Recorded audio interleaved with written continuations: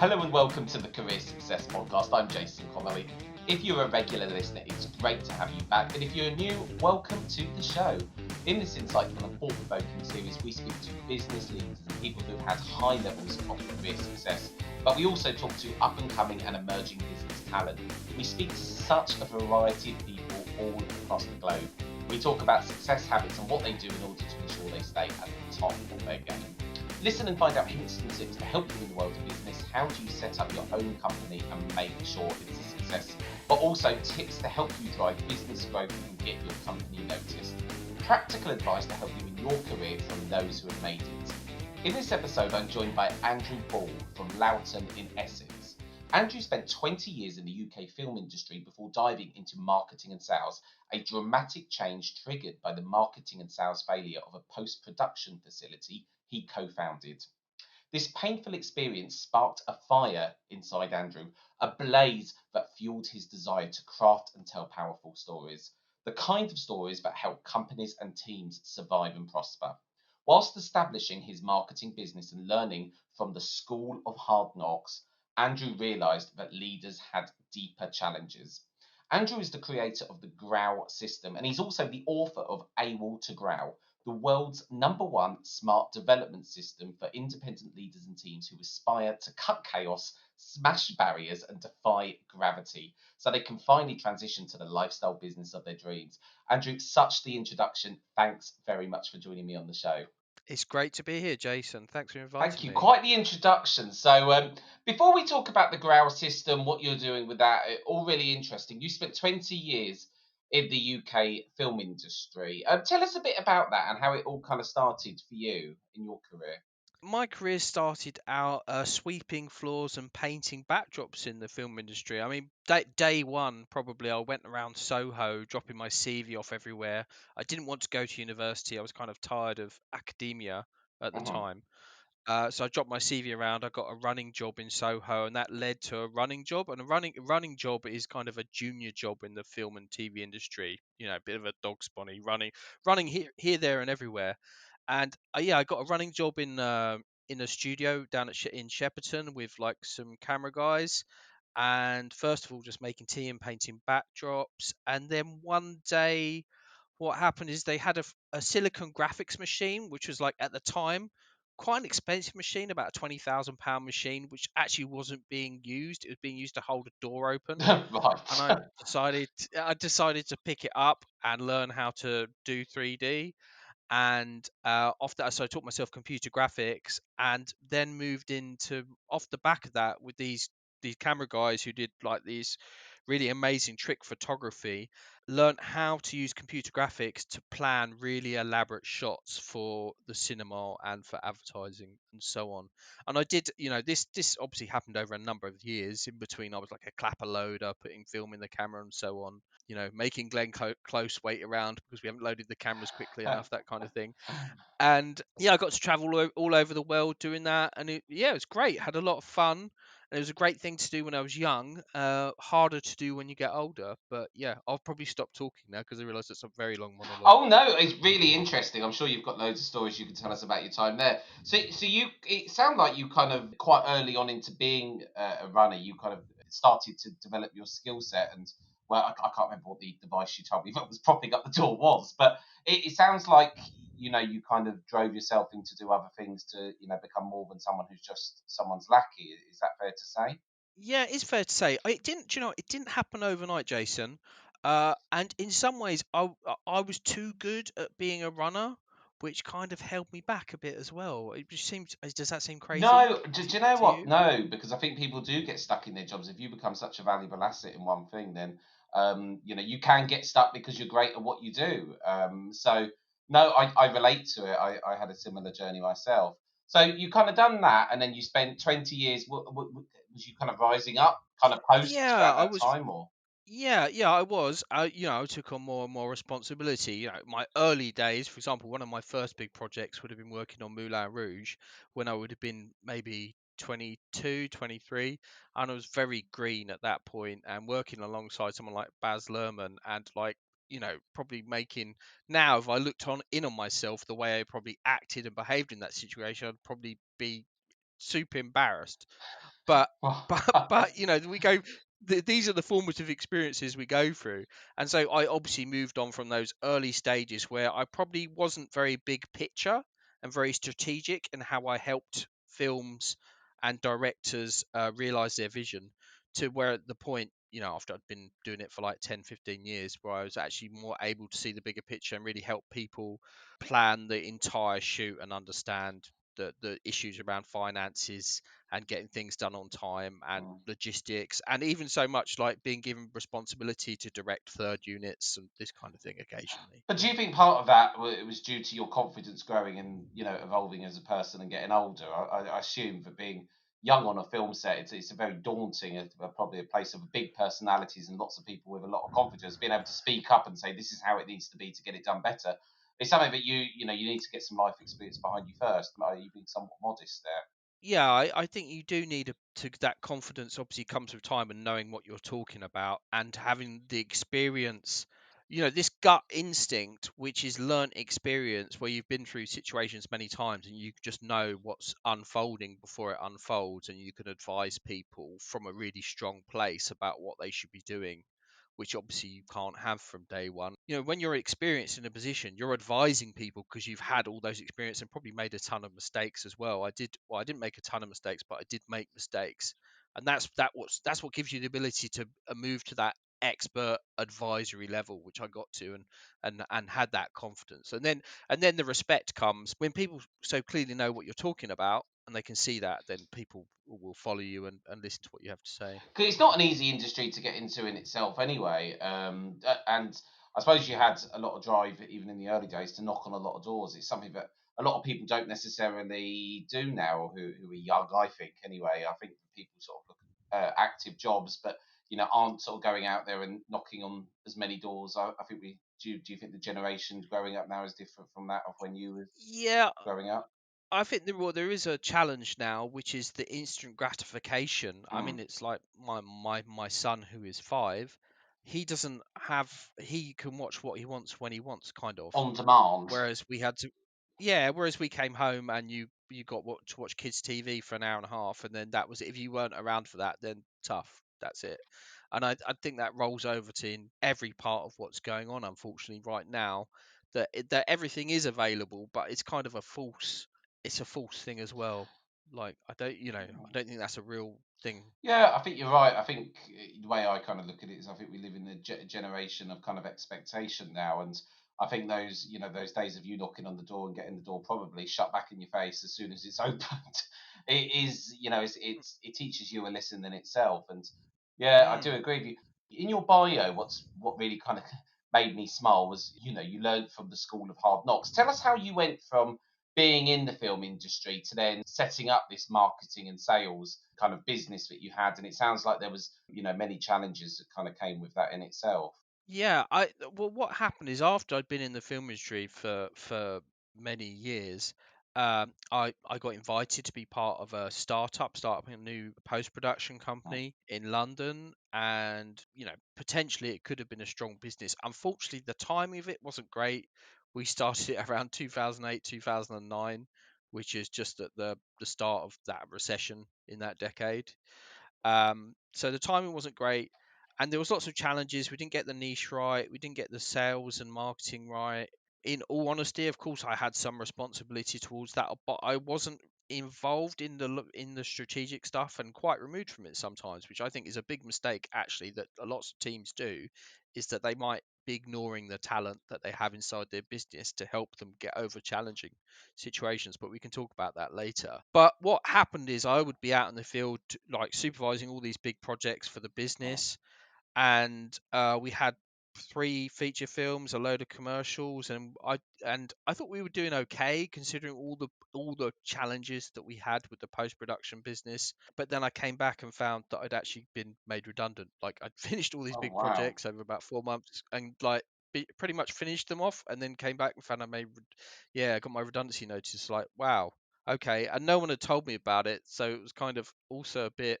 Oh, it's really hard. I'm being totally honest here. Oh, yeah. It was a very hard moment just getting that letter, like the fact that no one could have just said to me, by the way, Mm. like, just so you know. Well, especially because in you a was month's there at the time. start, you'd left your job to becoming Yeah, part of this, new startup, exciting venture. That yeah, to be then serve that must have been pretty tough. yeah. Yeah, of course, you put a lot of blood, sweat, and tears into this, and it was a shame for everyone that it didn't work out, and I don't blame anyone for what happened. It's just one of those things. Everyone did the best that they could at that moment in time. But I realized what it made me do is reflect on all the strategic issues that the business had and want to help other businesses not go through that, so people don't get their redundancy notices basically in the same way that I did. And that was the fire that was lit inside me to really help businesses Mm. sustain and Why do you think prosper. it ultimately failed? The niching and positioning was wrong. It was too we were too generalist, right? We weren't specific enough with the kind of work we did, which meant the budgets were always not high enough, Right. to be Okay. honest. The film industry is a very, very hard business to go in, because if you like, let's say you're dealing with feature film post production work, you're dealing with very tough Hollywood business people. These people know how to cut a deal, and there's not a huge amount of money to be made in the film industry in owning the companies themselves. There's not. It's like being an airline companies again are not a hugely profitable industry Mm, typically. The Everything around it that will be making the planes and delivering mm, lots of the services around it, but actually running the airline itself is hard. And that's the same for these post production companies. There were times when there was a lot of money in it, but what unfortunately what happens is inexperienced business people set up a business right in the middle of the road business, where you're trying to scoop up this middle core of business and not being very specific about what you do, and that for mm. them means you're bidding against everyone all the time, and everyone can just go around to every other place, and you know Yeah. it's a race to the So bottom. because of the fact, to kind of take from that, because of the fact it didn't have that target market, every pitch you were going to, you weren't really the specialist, and you were being, outbid as it were, by these other companies. Which, Yeah. okay, it's interesting because even when I started my business, it was very, although it was a general legal recruitment agency, we appealed to very young people because everything about our company is young, modern, fresh. We don't appeal to the draconian lawyer with the mahogany desk and the big bookshelf behind them. But what we do appeal to is the next generation of lawyers. It's interesting you say that. Hmm. So while establishing your marketing business, learning from all these knocks that you had and the difficulties in terms of the business. In your bio here, it says that the biggest challenges you've listed three challenges that leaders face. So talk to us a bit about these challenges and how they've kind of led you to where you are now, and how you've kind of come to the conclusion that these are the challenges that leaders face. Well, I think one of the challenges that I've had is having a family, right? When I've been doing all this and getting my business going, one of the reasons I decided as well to move away from the film industry is that hours were so antisocial, and that I could go to work and never know what time and maybe day Oh wow. I would be back home at. And that becomes, if you're thinking about having a family life, I think it becomes quite unsustainable.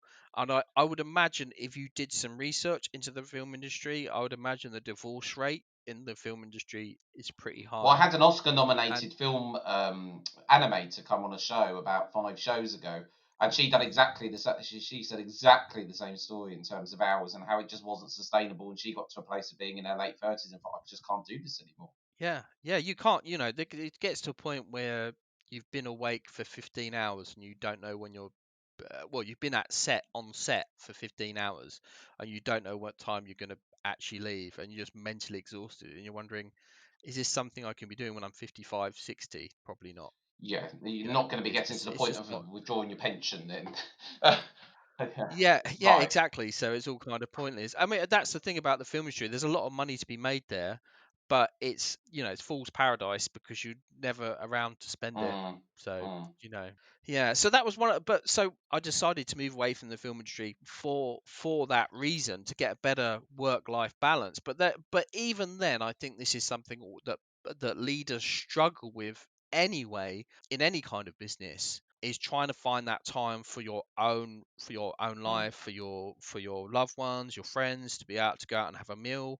It's certainly more possible than when I was working in the film industry, but it's still a challenge. And I think I've certainly found that a formative experience. And just thinking about why people get stuck in those things, and part of it is mindset, right? That you have to do everything yourself. Yeah. That's a big one. Like being a perfectionist becomes is a and I've worked with a lot of perfectionists, and that becomes really negative, not only for you and being able to step back and take time off. It's also negative in terms of your team as well, because actually you start undermining your team and their confidence, and it actually going to slow your business down if you demand that everything is 10 out of 10 all the time rather than 6 or 7 out of 10. Yeah, so that's a big killer, I think, for a lot of business leaders. I can relate to that. I think that I found myself doing very very very long hours when I started my business, and still even times now I have to sometimes say no, stop. You're gonna.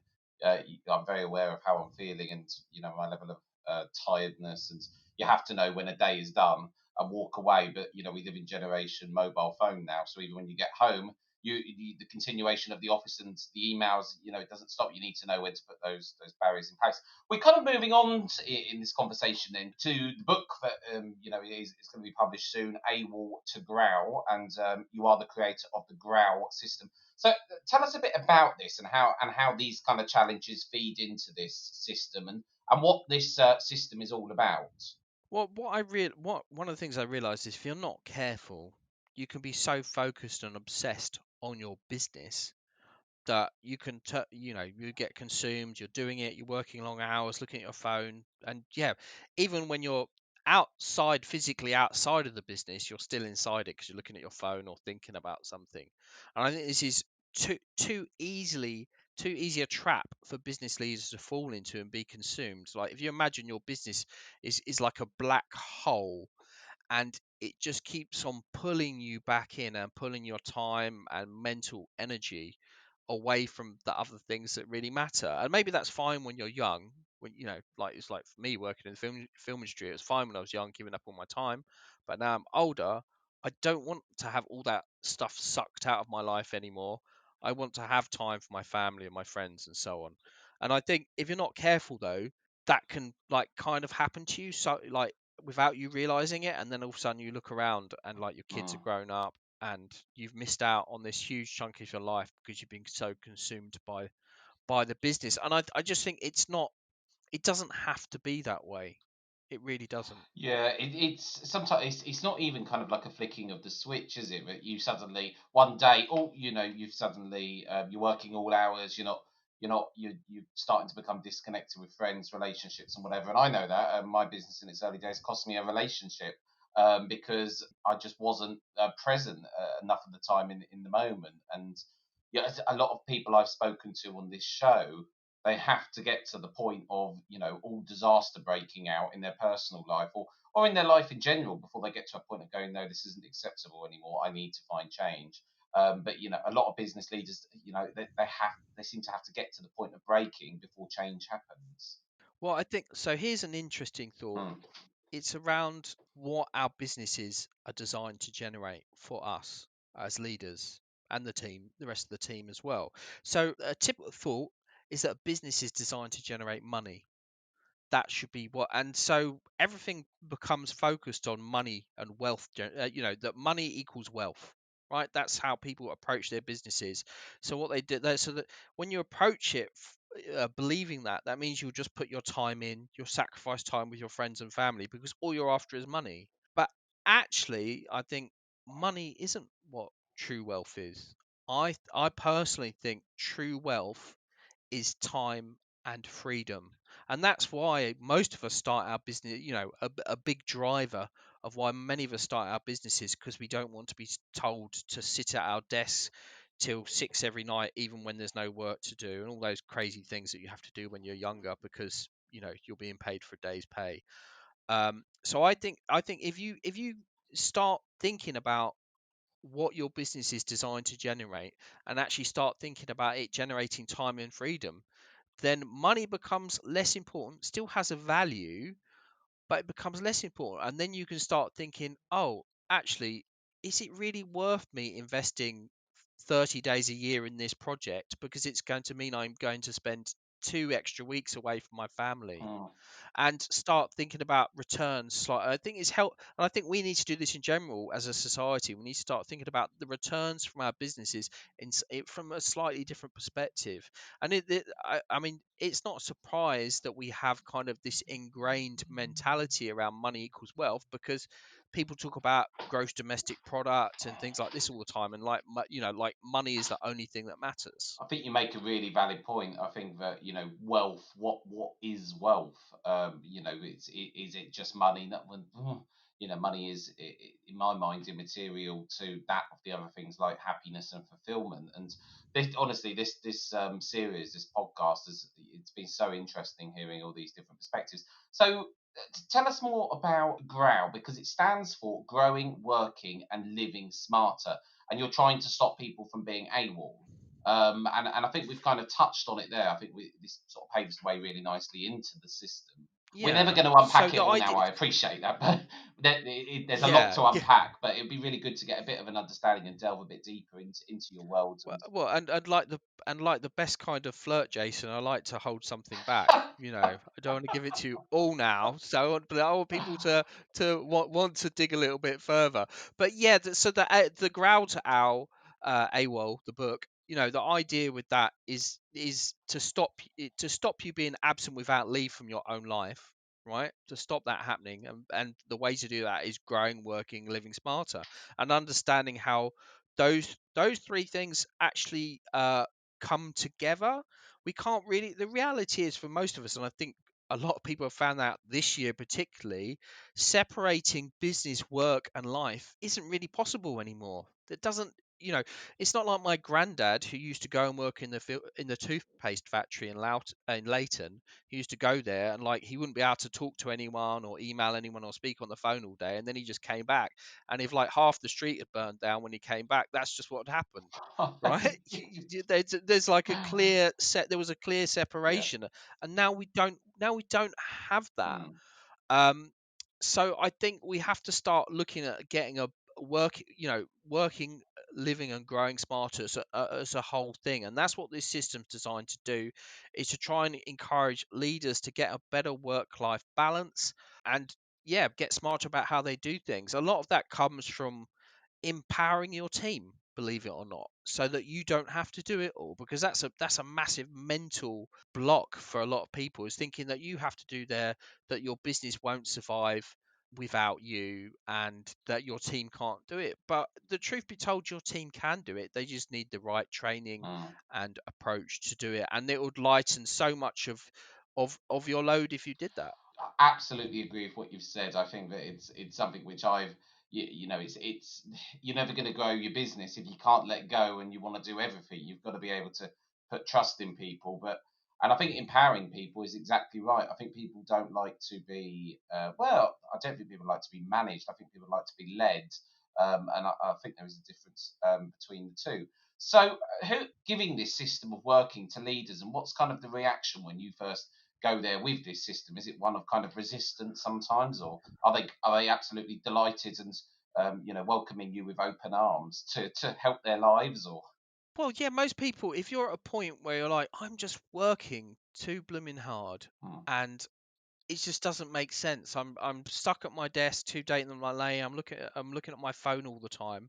If you're at that point, then you're ready to change. People don't change unless they're in pain. That's the reality. And even then, it has to be a lot of pain before people generally take action. But I think if people are ready, they're tired enough of being consumed, then they'll do it. And I think people enjoy seeing their teams take ownership and take on a lot of the business missions for the business. And I think what team members love about this as well is that they become more part of what the business is doing, instead of just employees of the business. They really become true stakeholders in the hmm. business.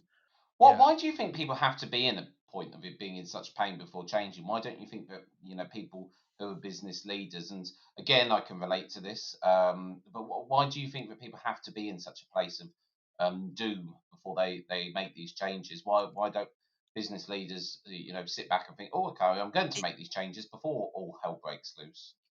well, it's a massive psychological driver called loss aversion. So we think we like holding on to what we've got as human beings, right? So even if the situation we're in is not that great, we think if we change even a tiny bit of what we do, then everything could collapse at some deep Right. at some deep lizard brain level. That's kind of how we feel. So until we get to the point where we're like, oh, actually, I can't carry on with this, then we won't take action. And I see it all the time with people. I see and leaders and teams, and you see them go like, oh, we can't take on board a new project management tool because it's would rather just discuss things verbally, right? Things get Yeah. lost and people don't know what Tom said to Mary or whatever, and things go wrong. But until they're really in enough pain and they've experienced enough projects going bad, they won't decide to take on that project management tool. Right. That's the reality. And I guess that's something which people have to be in that moment when, I guess, when they call people, reach out to you, that a lot of the time they're in this predicament where they're not necessarily seeing a way out, and that's why you're sort of brought in, is it? Yeah, that's right. I mean, you do hope that people are more proactive, and one of the big things about the system is about performance, and it's about trying to lift your performance as a leader and lift your team up. And in fact, one of the things about the system is designed to possibly Mm. remove you from the business if you want to be, or be more removed from the business. I've certainly got that with one of the teams that I'm helping right now, where the business leader has taken a huge step back from the business to allow the team to do a whole lot more of the running Mm. the business, because the team are so capable. And It's that's almost the like the painful leader thing as needs to well. see it by stepping away in order to actually believe that it will work without them there. Yeah, Right. yeah, and it becomes, and also leaders can be the bottleneck for a business as well. Yeah. And that's something we need to realize as well, that you can be, if everything has to pass through you the whole time, then it's just a massive choke point for the business growing. And also, I think your team will get frustrated because they can see things going wrong, but they don't have any power to change it, right? If your team know, like, we really need a project management tool, why won't why won't the leader get one? Yeah. It's driving us crazy, and they might get tired and just leave eventually because they don't want the stress. Or they'll become demotivated because they don't want to keep repeating those same old mistakes. Right, indeed. Now, on your website, Interstellar, great name, love it. You offer a free business test and a report that's designed. This report claims that it can identify the scalability of your enterprise, also opportunities for improving your business, moving towards the lifestyle of your dreams. Tell us a bit about this report, how you made it, and how it kind of works, and how it gives people information. Yeah, sure. I will. Yeah, of course, Jason. Yeah, it's it's been a long time in Right. development. The first, this is my actual second version of the Okay. report, um, because the first one was actually even more in depth than this one. But actually, I realized it was too in depth for people and too overwhelming. So the current report and test grades you on the 6 degrees of scaling. Mhm. So for a business to succeed and work well, I believe you need to have a great story. So you can think about that as branding, marketing, and how people relate to your story and tell a story about themselves. You've got pitching, you've got flow, how money, time, and data and responsibility flows through the business. And then you've got other things like planning and winning. So this is a massive thing, actually, planning and winning, that people often don't know how to plan strategically. Maybe some people can, but other teams struggle to do it and struggle to go through that process of the outset of a project, examining all their options, for Mm. example, or getting halfway through a project and not knowing what to do when it's going wrong. Right. So that's a big one, planning and winning. And then we've got mindset. That's another huge one, about how well you and your team have, like, issues around limiting beliefs. For example, if you're the kind of leader who's always saying, we can't do X, we can't do Y, then you could have a big problem with limiting beliefs holding back your Yeah. business. Are you familiar with limiting beliefs, I, Jason? to be honest with you, Andrew, I think I'm completely at the other end of the scale where I think anything is possible, and I rock up at the pie factory and bite off way too much more than I can chew. So I am aware of it, but I don't think it's something I necessarily suffer from. I think I'm probably on the other end of the scale of biting off more than I can chew and overloading. Yeah, no, I don't, do you know, I think I'm a bit like you, Jason. I'm a very optimistic, positive person. And I think to Mm, succeed, you actually do have to have that can-do attitude. Because I think if you have a can't not attitude, then you'll find the things to make you not succeed. So I think that's great. So anyway, yeah, I won't go into the other degrees, but anyway, I think there's these 6 degrees which all businesses need to have. But another one, for example, is product. Like a lot of businesses don't have a very good product range, right? mm, So they're missing out on a lot of lifetime yeah. value from their current clients. So this report scores you on those 6 big things, plus it also scores you on how well your business is generating a lifestyle for you, whether you're getting consumed or not by the business. And then you get a scorecard and it gives you some advice of what to do. Plus there's a free training course on the back end of it as You well. can't go wrong there, can you? For anyone that wants to check out this report, it sounds absolutely fascinating. You can go to interstellar.report, even www.interstellar.report. So just tell us, what would your advice be, Andrew, to someone that's maybe running a business at the moment that perhaps, in the thick of COVID, it's not an easy time for people out there. What advice would you give to business owners at the moment who are perhaps in the infancy of their journey?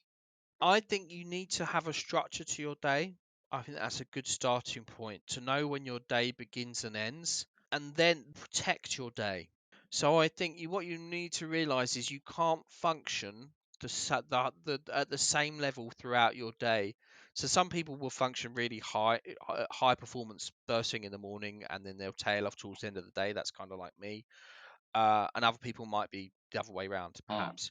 So what you need to do is bear that in mind and schedule your day around that. So if you want to do something which requires, deep thinking and where you need to be really focused, then switch off your phone, divide your calls, don't book any meetings during that time, and make that your time you do that deep yeah. work, and then have the other time in the day when your brain's a bit worn out for those other things like email, phone calls, meetings, and so on. I think that is a big one because you'll start leveraging yourself more instantly, and then also have a time during the day at the end of the day where you're like, that's it, Mm, and you switch off your phone, switch off your computer and email, and you don't look at it again, and you don't have email notifications after you finish your day unless you're working, for the fire brigade.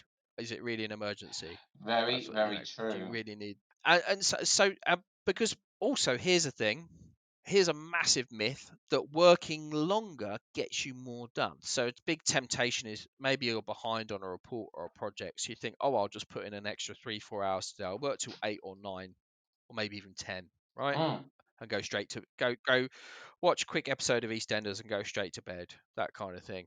But the issue is you're going to have a mental hangover for the next day, right? Your brain will be physically tired for the next day, and you'll get less done the next day. So it's a total false economy. You need to give a time for your brain to recharge, and also for your brain to do all its amazing subconscious processing it does, where if you stop thinking for a while and go for a walk and just chill out for a while, then what you'll find is your brain can start working on complex problems that you're not able to solve consciously, and all of a sudden it'll be like a light bulb moment, bing, that tricky thing that you've been working on will pop forward and help you move forward. So I'd say be mindful about your day, structure your day, don't let it be bitty, and also do the same for your team as well, mm, because I remember when I was a team member that you get dragged from task to task. Oh, can you just look at this for a minute? Oh, can you just jump on this for a minute? And your day becomes really fractured. Your level of performance goes down. You get a lot less done. You become really stressed and you don't enjoy it. And mm. I think that's a big crime that a lot of businesses inflict on their team members. We need to respect our team members and give them that structured time of working on stuff and stop interrupting them all the time and making them multitask. Yeah, people get in a flow, and I think if you're breaking it up, and it's difficult for people to be the best version of themselves. What we're coming to the end of our time together, and I could talk to you. You know, I've got so much stuff here I could ask you about, Andrew. We could talk for hours. We'll have to get you on again because there's loads and loads. I'm sure we can talk about another time. But what advice would you give to someone that's maybe thinking about working for themselves? And you know, it's a scary prospect, and you know, people, there's a lot of fear when people sometimes think about going at it alone. We have a lot of lawyers who listen to this show who might think about, you know, I might go out to work for a consultancy type model, and you know that can be scary, walking away from payroll, annual leave, things like that. What would you say to those people? I'd say consider testing first of all if you can. There's the lean methodology, right? Have you heard of that? Which startups use, where you don't jump in with both feet. You just do a little test, see if it works, and Oh, then I've not heard move of that. further into Oh. the idea. Yeah, that's quite a cool methodology. Anyway, so that's the lean approach to like developing an app or a new system or something. But this could be, you could use it for jumping in and starting a new business, and that rather than, you know, taking, let's say, 100 grand, let's say, and going, I'm going to launch my law firm, it's going to cost me Yeah. this much and get set up, and then find that you've set up in the wrong location or Mm. you've set up to the wrong Yep. audience. Rather than do that, dip your toe in the water and find a smaller way of seeing if there's demand, seeing if you like those type of customers or doing that kind of other work. I think that would be a good way to start off. In fact, a really good way of doing it would be to start a blog. Mm. Start a blog about your specialist thing that you want to specialize in, Okay. and start promoting it on LinkedIn, right? And you don't even need a business at this point. So it can be, you know, Susan Jones is working in a law firm. She's thinking about going on her Yep. own. Start your own Susan Jones blog, write about what you ever want to write about, and then see if people engage with it and will sign up to your mailing list, right? That would be the next thing. Sign up to your mailing list.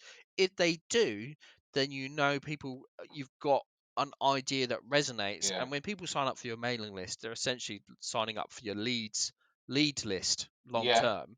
And so you've already kind of got a proven business at that point, It's like kind dipping of. your toe in the water first, just to see what the Yeah. reaction's going to be. I think that's really good advice. I think it allows people to then start it with a bit of confidence as well.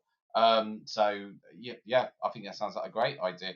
Um, Andrew, if people want to connect with you or want to find out more about the book, I know it's being published imminently. Where can they go to? How can people reach you?